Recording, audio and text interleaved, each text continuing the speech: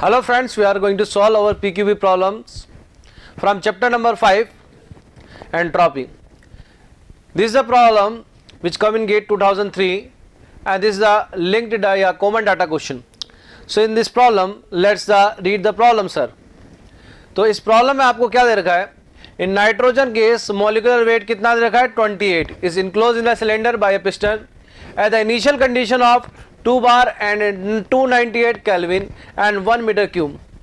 In a particular process, the gas slowly expand under isothermal condition until the volume become 2 meter cube. Heat exchange occur with the atmosphere at 298 Kelvin during this process. The work interaction for the nitrogen gas is. This is the most simple question we ever seen because in this question everything given in this question. Okay, and he asked. And the process given in the question is isothermal. If the process is isothermal, friends, तो आपको direct formula पता है कि isothermal का जो work होता है वो क्या होता है, P1 V1 ln V2 upon V1. This is isothermal work. P1 V1 question में गिवन है P1 and V1 that is 200 kilo pascal, तो ये 200 एंड 1 से मल्टीप्लाई करेंगे ln V2 final volume given, initial volume given, तो answer directly आ जाएगा यहाँ पर. तो यहाँ से आंसर जो निकल के आता है फॉर्मूले से दैट इज 138.63 जो कि हमारा आंसर नंबर बी है. उसके बाद next part of the question given is the entropy change of universe during the process in kilojoule. This also very simple question because this is the isothermal expansion process. This process is isothermal expansion process. So in the isothermal expansion process friends, basically अगर यहां पर temperature को constant रहना है और expansion isothermally हो रहा है तो इसका मतलब यही है कि इससे हीट ऐड हो रही है.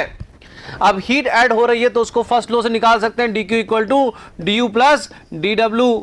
चूंकि टेम्परेचर चेंज नहीं हो रहा, आइडियल गैस की कंडीशन दे रखी है तो du जीरो हो जाएगा, तो dq हीट एडिशन या हीट सब्सट्रैक्शन किसके बराबर होगा, work done in the isothermal process.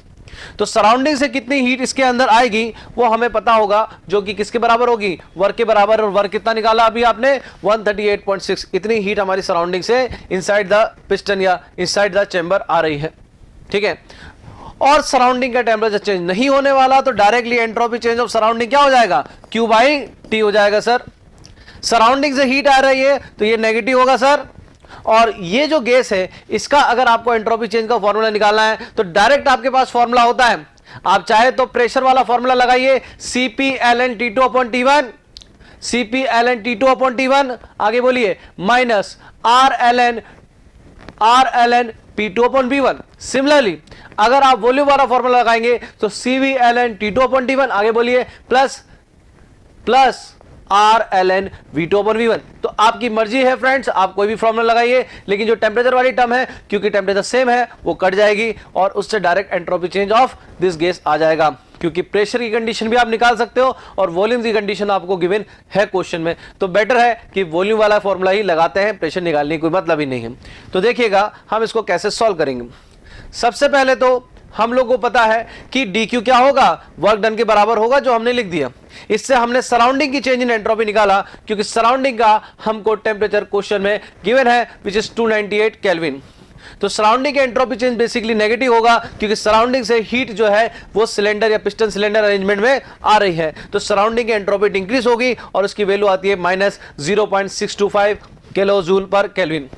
उसके बाद किलो जूल पर केल्विन, तो इस यूनिट पे गौर कीजिएगा, ये यूनिट किस में आ रही है आपकी, किलो जूल में आ रही है. तो इसका मतलब अब हमें जो एंट्रोपी निकालनी होगी for the piston cylinder arrangement वो भी किलो जूल में निकालनी होगी. उसके लिए हमें को गैस का मास निकालना होगा और गैस का मास निकालना फ्रेंड बहुत सिंपल है कि प्रेशर दे रखा है, वॉल्यूम दे रखा है इनिशियल कंडीशन का, R तो आपको पता ही होता है और टेम्परेचर दे रखा है, इससे हम लोग मास निकाल लेंगे विच इज 2.26 किलोग्राम.